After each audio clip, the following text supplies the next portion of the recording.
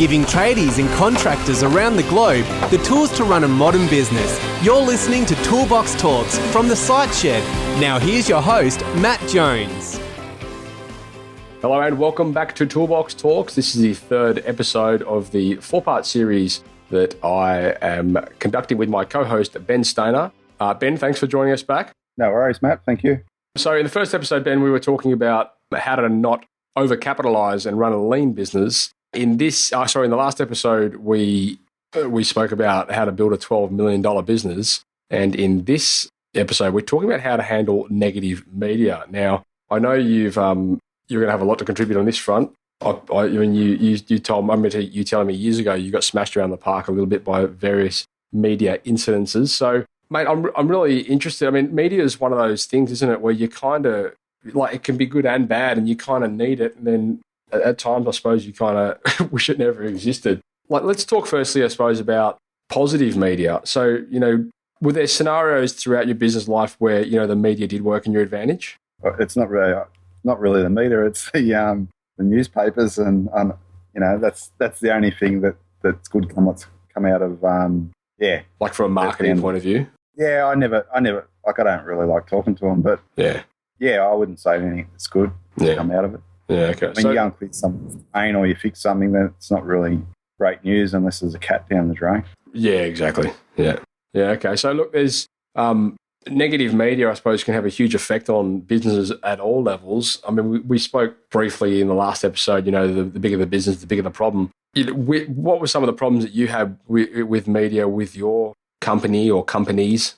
The problem is, and I was touching on it the last time I spoke with you, is that you're getting you're getting attacked at all different levels, because if you've got your face everywhere and they see your trucks everywhere, and if other tradies aren't busy, they'll see what you're doing and naturally be jealous. And then if they're on the job and we might have been there before, they'll say, oh, those guys, they charge too much and they do this and they do that, Right. But the reality is we provided an excellent service. We're one of the first people to have same-day service on our trucks, because I can remember in all of my advertising, because people saying, you got massive balls to have that written there, but we actually did deliver that. And I was pretty anal about making sure that the jobs were done right, taking your time. Yeah, you paid more money, but, you didn't get problems. We had training in how to actually do the job. But at the end of the day, about the media side, the media every year, whether it's current affair, they'll run their tradie program. I think it's about the middle of the year. Yeah. Where they'll smash mechanics, whoever they can find to smash. Now, if you've got a nice big face and you're big, you're an easy target. And we got hit twice. The first time we weren't prepared, they came in and even their reporters said, "Oh, we asked why you're doing this," and they said, "Oh, well, big company, lady that's husband's in jail." With a young baby, perfect story for us. They were straight up with that, and they had other plumbing company go out there, dig up what we did, couldn't find any fault at all because we do everything properly. And they actually even rang us and said they were sorry that they were even involved with it. Really? But still went to air. But the second time when they tried to, so what happens then is that you attract yourself a whole lot of attention. So anybody who's got any complaint at all will jump on the bandwagon. Right.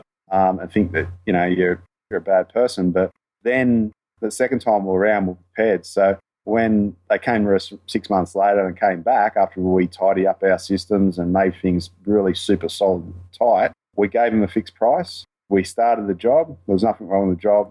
They heard that we had bad media before. The same media people came back in. But the way we stopped them was they said, oh, that's way too much money for a reline of this, this and this. And so we went back to them and we benchmarked it against 4 other people of relines, and we were cheaper. Really? So our solicitor went back to them and said, okay, if you're going to put this on air, your facts are wrong. Yeah. So we'll take you. Yeah. We could have taken them the first time, but, you spend all that money and time and, it takes you away from what you need to do. The other side of it, what you got to worry, what's probably the biggest concern is your staff. Once you get that negative media, everybody's concerned and their thinking changes. So they panic about what they're charging. What we found with a lot of the guys is they were undercharging. They were costing us money after that. So it affected us on that level. So what actually happened? Did somebody make a complaint and they just went straight to the media, or like what was the scenario? Long story in the short, they just got out of paying. That's all. Okay. They went to the media and did they come to you? They sort of spoke to us, but it was to be honest, I can't remember the exact details. Yeah. But like it didn't even get into that process of trying to resolve it because all they were interested in is getting the three right. Husband was in jail. Yeah. You know what I mean? Like they weren't the type of people that were they weren't good people. Weren't credible. So, okay, what happened to the business as a result of negative media exposure, at that scale? Well, the actions that we took, like we had, we went through solicitors and whatnot, and then we dropped it because it was going to cost us a lot of money and time to basically sue them. Yeah. And the biggest thing that I worked on was with guys is building the guys' self-esteem back up and building the team back together again, which was good. Everybody pulled together. But our pricing, they got a bit edgy, Did the business itself lose any, did you lose any business from it, or did it sort of stay steady? Yeah, we lost business. Yeah. Like figures, did the figures from... I can't remember. You can't remember, yeah. It's a big upset. It's something that you don't really want to go through. But I think the biggest thing out of it is that you focus on your team and pulling them together and get confidence back into them. Yeah. That you have it's a simple system of going back and if they ever hit you up about something and you've done this, then you benchmark it against what someone else is doing. Yeah, okay. 4 other people. Then you go back to them and say, well, if you air it, then we're going to take you because you got wrong information. Yeah, okay. So I suppose the, on that, okay, so when that first happened, you were saying you weren't prepared. And then, after that happened, you went through that whole process of, is that when you changed to that flat rate style pricing? Is that what? Did, yeah. Okay. We were sort of playing with it anyway, but after that we had to just, and that was a lot of work to sort of get in place as well with all the other things on top. So flat rate pricing for the listeners out there is basically, or for those that aren't familiar, do you want to just run through what that entails? Yeah, well, the difference is going there on an hourly rate, clocking on and, doing 2 hours and charging them for those 2 hours plus materials and whatever your markup is versus having a price book and there's a set price for each particular job and it's factored in the materials and there's no breakdown and they can't and they approve the job before you start. But I guess talking about the media, even on the second time when we had a fixed price, they still went to go us. Yeah. And the thing that we had was that we benchmarked it and that's what stopped them the second time. Yeah, okay. Yeah, so I suppose, is it a situation where even if you've got, somebody, I don't quite understand how they've got a leg to stand on if they've agreed to, what you've proposed, they've accepted it and gone ahead with it. How can they turn around after and say, I feel like it's unjust? What's the logic behind that? Well, that's the same with the hourly rate. The first one we got smashed on was that our work agreements had the hourly rate. They'd sign off each day for the hours what they did, and all the materials were all legit. They agreed to it. They had signatures down. So when you're dealing with the media, it's not about they can put any spin on it. They're just after the story, right? And they got something to fill. Unless you completely done something wrong where you've said you're going to do something, you didn't do it, and you ripped them off, then that's a different story. So how can, to the listeners out there, how can they avoid getting themselves put in a scenario, where they may be exposed to negative media of some sort? Well, as soon as you get the complaint, deal with it as first priority. Okay.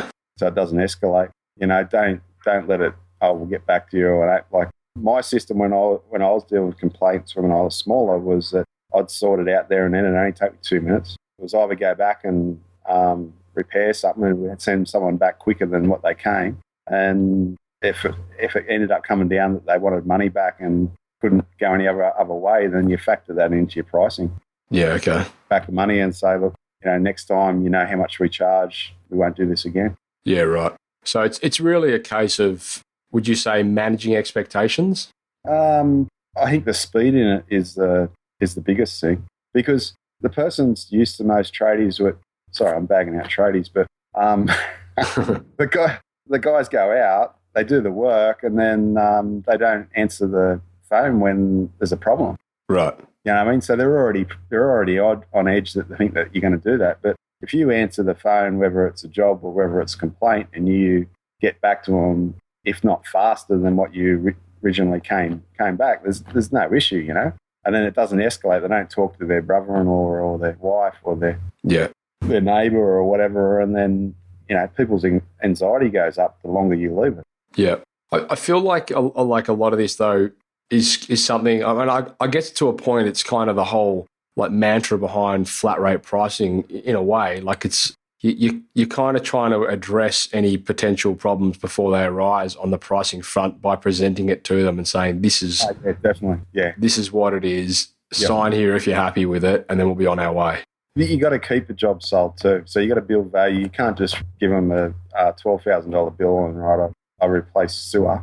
Yeah, it's got to have build value in it, and that's part of the training side of it as well. Is that the guys that are good at what they do and they follow the system don't have someone ringing back and complaining. It's just the guys that don't follow it we usually get the problem.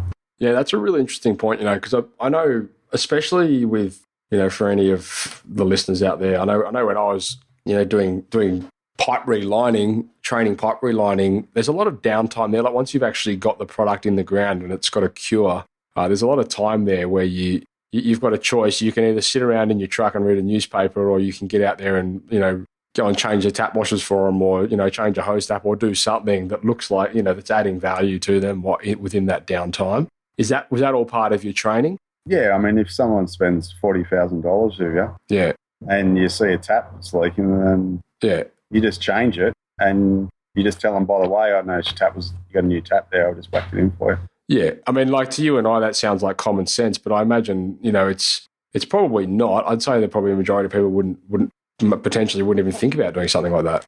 I guess it all comes back to training. Yeah. You know, it's like even cleaning up the site. Like there's always work to be done. Exactly. You know, like if someone's waiting around and you're waiting for a part, then maybe you should be sweeping the ground and cleaning up around the garden and making sure it's actually looks better than when you arrive. I mean, I remember doing a relining job in Sydney years ago, and there was, you know, we had the reline in the ground, we're waiting for it to cure, and I went and did all the weeding on their driveway while we were waiting. I spent like 3 hours weeding their driveway just while I was waiting for the reline to set. They loved it. Yeah, and it didn't get any rejection when it came to paying the bill. Like they saw I wasn't sitting in the car reading the paper, drinking coffee. Yeah, and that's you know, like for word of mouth, that's there's advertising and everything. That's perfect. And that would be a good way, I would imagine, to potentially earn positive media. Yeah. Yep. Anyway, I think that pretty much sums up that episode on handling negative media. I suppose my takeaways from that would have been, you know, manage expectations and try and address problems before they arise. You know, if you do have a problem, with negative media, then, you know, fall back and sort of try and regroup with your team and build that confidence back into the team, and then, you know, always be trying to keep the job value, maintaining the job value throughout the project, so that, you know, you're not going to get those objections, or people are going to see the value. Is there anything you'd like to add to that? Yeah, well, that stops it. Yeah. But if you do get in a rare occasion that they're going to go you, then get the information why off them, have a good solicitor and benchmark it against something. If you haven't done anything wrong, then you benchmark it against your pricing or what you did against something else. Yeah. And if you got enough of them there, then they can't go you. Yeah. And when you were benchmarking, I mean, were they people that were they companies that you knew, or how did you address? No, we just rang. We rang round. Right. Okay. Said how much per metre. Yeah. Relining. This is the situation. Da da da. So they just thought we were you wanted a quote. Their client. Yeah. Yeah. Yeah. Right. All right. Well, look, I think that wraps up this episode. So thanks again for your contributions on that front. We're going to come back for the fourth and final episode in this series, and we're going to be talking about how to take money off the table. So this is something which I'm sure a lot of the listeners are going to need to hear. So stay tuned, listeners. That's a wrap. So if you haven't already, head across to thesiteshed.com and register for our Toolbox Talks, where you'll be regularly sent great episodes just like this straight to your inbox, so you'll never miss one. If you want to join the community, you can head across to thesiteshed.com/members, where for a small monthly fee, you'll get access to regularly updated training material, as well as access to our forum, where you can mingle and collaborate with trade-based business owners just like you from all over the world. If you're enjoying this podcast, please head across to iTunes and leave us a 5-star review. We greatly appreciate it, and it helps us spread the word and reach the masses. Likewise, if you know anyone that might benefit from the content we create, then please go ahead and share this with them. You've been listening to Toolbox Talks by The Site Shed. For more great content just like this, head across to thesiteshed.com and join the amazing community of savvy trade-based business owners.